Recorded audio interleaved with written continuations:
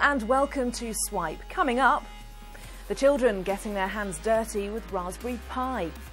It goes on and on, the latest in the Apple versus Samsung court battle. The tech world's April Fools.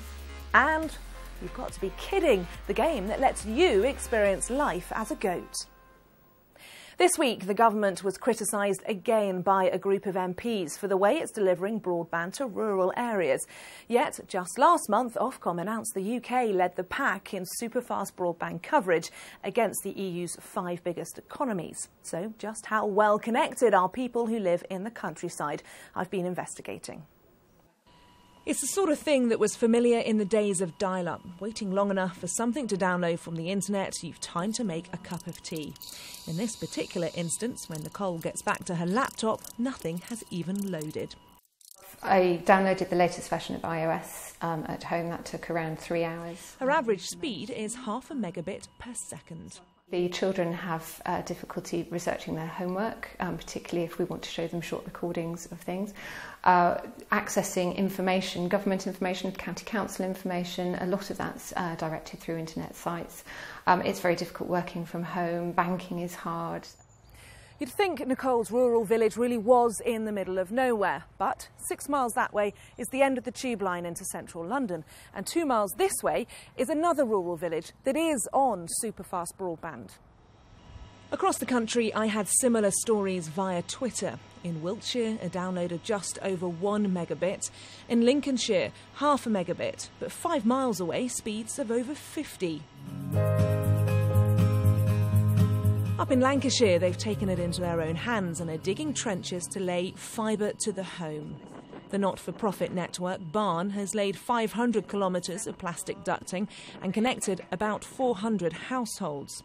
Common speeds are 90 megabits a second on Wi-Fi and 900 via Ethernet. But knowing if you should be setting up your own line or waiting for the government-funded service is a postcode lottery. The UK has been split into 44 areas for broadband delivery. Some, like Northamptonshire, have a detailed map using postcodes so you know when to expect the taxpayer-funded service. Other areas have nothing at all or very basic information, so you've no idea if the line will stop in the village next door. The rollout's being managed by BD UK, and they've been criticised for handing all the contracts to one company, BT. They are so secretive about the maps which would show actually which households will be covered by the rollout of superfast broadband. So people in rural communities can't make alternative provision, which they're anxious to do to ensure they access that broadband. BT say more maps will be released once surveys have been completed. The government's target is 24 megabits per second for 90% of the country and a minimum speed of 2 megabits for the final 10%. But even if they reach these figures, some will still need convincing. That could be that the green cabinet that your telephone line is connected to has been enabled for fibre services, but actually you live too far away from it to benefit. In the meantime, Nicole will continue to work from home by actually working from her friend's house, 10 minutes drive away. The living example of the digital divide between rural and urban areas. You're watching Swipe. Coming up, tech's most vicious patent war is back. But first, what do you think of when I say the words Raspberry Pi? If you're thinking of pastry and fruit, then think again. It is this, a computer. What does it do? Well, the short answer is lots. Stuart Duggan has been to meet the inventors of the future at London's Science Museum. If the idea of inventing something scares you, meet this fearless bunch. It will tell you what the item is, what it's made of, and whether it's recyclable or not. These children and young people have been using the Raspberry Pi, a credit card-sized computer, to make inventions to help the environment. This is Pi Park. It's a smart parking sensor that we've developed using the Raspberry Pi. The Raspberry Pi is monitoring the car park to check whether the spaces are vacant or occupied.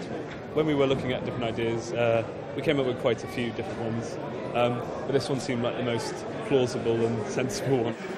It looks like fun, but there is a serious message here as well. A desire to teach young people about technology like this from a young age. Not just how to use computers, but how to build them. We see a lot of children now who use technology, but don't actually have the skills to create new ideas, bring new ideas to life. So we want to do more to do that. So I think it's important for our economy, it's important for our society that the next generation are the creators of new ideas and not just users of others' ideas. The organisers of this event are not alone in that desire. The Hour of Code campaign is pushing for coding to be taught in every school around the world. In the UK, the national curriculum is being changed, so computer science will be taught in all schools from September. We've submitted it with our documents openly available on the internet. The winners here, some as young as 9 years old, came up with inventions to help you recycle, care for plants, prevent forest fires and reduce car emissions. The judges say the kind of enthusiasm on show here bodes well for the future. The ecosystem around teaching children to code has flourished in the last couple of years. More and more organisations are popping up that can teach children at different age ranges and different experience levels as well. So I think more is being done, and I think we'll soon see the effects of that. Yeah, this was our first one. Then we did this design, and then we made it into that. And who knows, these young inventors could be the tech stars of the future. For now, these kids are using a piece of pie, making it look like a piece of cake. Stuart Duggan, Sky News. You're watching Swipe. Coming up, the Amazon reaches your living room. But first, it seems one trial wasn't enough. Apple and Samsung are in court again. Here's Tom Cheshire with a user-friendly guide on the latest billion-dollar lawsuit. The Punch and Judy battle between Apple and Samsung is continuing. There's a fresh court case brought by Apple against Samsung saying that the South Korean manufacturer has stolen many of the features from the iPhone. Now, we've heard this before. 2 years ago, Apple sued Samsung successfully for $1 billion.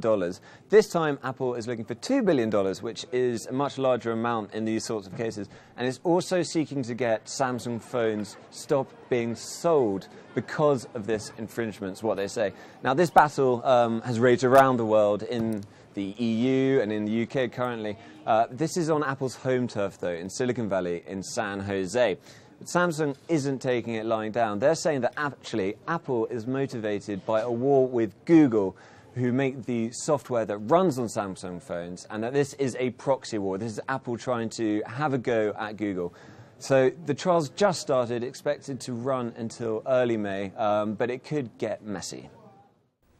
You're watching Swipe. Coming up, the 2D shooter set in World War I. But first, here's a roundup of anything you might have missed over the last few days. Amazon has found a way into the living room and launched an internet-connected TV set-top box.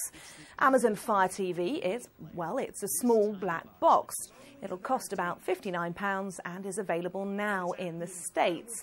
The device can also be used for gaming after they partnered with Sega, EA and Disney. The move puts Amazon in direct competition with Apple TV and Google's Chromecast. The European Parliament has voted to end roaming charges. The regulation also guarantees an open internet for all, so-called net neutrality. It means from December next year, the cost of making a call or downloading internet data in another EU country will be the same as at home. Vodafone is opening 150 new shops over the next year. The company wants to reduce its reliance on third parties like Carphone Warehouse. They say the £1 billion investment will create 1,400 jobs. It's really indeed, I would call it customer experience, because it is a combination of the quality of our network, the quality of the products and services that we offer, and then last but certainly not least, it is the preferably face-to-face interaction with our staff, who do a great job in helping our customers set up phones and transfer contacts and help them use, let's say, smartphones and tablets in an integrated way. So it's really all about customer experience. Now, how about going from this to just this? Night vision contact lenses are a step closer after researchers in the US created a material that absorbs infrared rays at room temperature.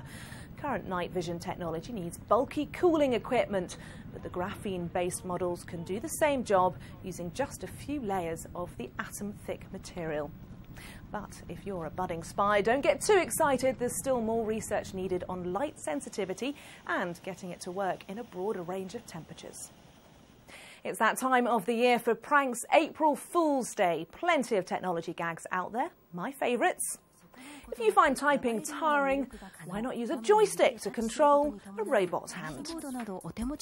Google Japan brings you the magic hand. Or perhaps you could try out SwiftKey's Flow Hard. What people don't know is we actually started working on this a long way back, but the hardware at the time just wasn't up to the job, and it's taken until now for it to catch up. And finally, personal aggregation magazine Flipboard goes into gaming with Flappy Board. The goal of the game is simple. Get through as many obstacles as possible without letting Flappy Bee crash into anything. I wonder where they got the inspiration for that from. Talking of games, time to have a look at some of the latest games releases with Keza MacDonald. The biggest game out this week is Elder Scrolls Online, which has been in development for more than 5 years. It's basically Bethesda's Oblivion, Skyrim, Elder Scrolls series, but in a multiplayer RPG online format. The thing that's a bit weird about the Elder Scrolls Online is that it's half MMO and half Elder Scrolls RPG, so it's half quite standard leveling, quite basic combat, but then also half exploration and self-directed stories. The two things don't quite mesh together as well as they could, but this is an MMO, it's only just out, it's going to get lots better. The one thing that the Elder Scrolls Online has above other MMOs, like at the moment Guild Wars, Warcraft, is it looks pretty, very pretty. It's got that Bethesda semi-realism. It's also got just tons and tons of quests and, you know, content to do. I mean, it's if there's a game that's going to keep you busy all year, then it's going to be this one. Goat Simulator started off as a joke, and it still is a joke, but now it's a joke you can buy for $6.99. It's very throwaway. There's not an enormous... I mean, basically, if you think of Grand Theft Auto and then add a goat and lots of explosions, then essentially you have Goat Simulator. You can lick stuff to make it explode, or you can attach yourself via your goatee tongue to moving objects to fling yourself around the world. The physics are insane. It's a patently ridiculous sandbox destruction game. It's very fun, not for all that long, but it is extremely fun while it lasts. If you think about an old school arcade game like Asteroids, Luftrausers is that, but times about a million. It's ridiculously frenetic. It casts you as a tiny plane in a massive screen of total carnage and destruction. The main tension is between shooting stuff and taking time to put out fires and repair yourself. You're always making decisions. Every millisecond you're making a decision. It's proper old school arcadey Twitch gaming, and it's really, really well done. Perfectly balanced. Back at full strength and ready for battle. Towerfall is like pixel art competitive archery. No, stay with me. It's really, really good. In single player, it's not enormously compelling, but in multiplayer, the way that the game works just makes it so extremely competitive and fun. There are things you can do, like little tricks. You can grab arrows out of the air. You can only have a certain number of arrows, and you have to fetch them for around the level. There's the platforming element of moving around inside the 2D geometry. It's just every single match seems to come down to that 1 millisecond where you're like, no! And then it's all over. It's really, really fun with 4 players especially. Batman Arkham Origins Blackgate, it's really hard to say. It's a spin-off from the Batman Arkham trilogy that's already happened. So basically it's a 2D version where you return to the asylum after the events of Batman Arkham Origins. So this particular Batman game came out on Vita and 3DS last year. It's now being released on PC, PS, and all the PlayStation and Xbox consoles. It's not enormously good. It's not bad, but it's not enormously good either. It's kind of a 2D Metroid-y exploration game, but the combat that is so great in the proper the big boy Batman games just doesn't really translate all that well. The exploration, there's a lot of backtracking without an enormous amount of like incentivization. I found it plodded quite a bit. This is shaping up to be a long night. So let's spend it together. That's it for this week. Remember, you can catch up with the breaking tech stories all week on Sky News for iPad, our smartphone app, and of course skynews.com. Bye-bye.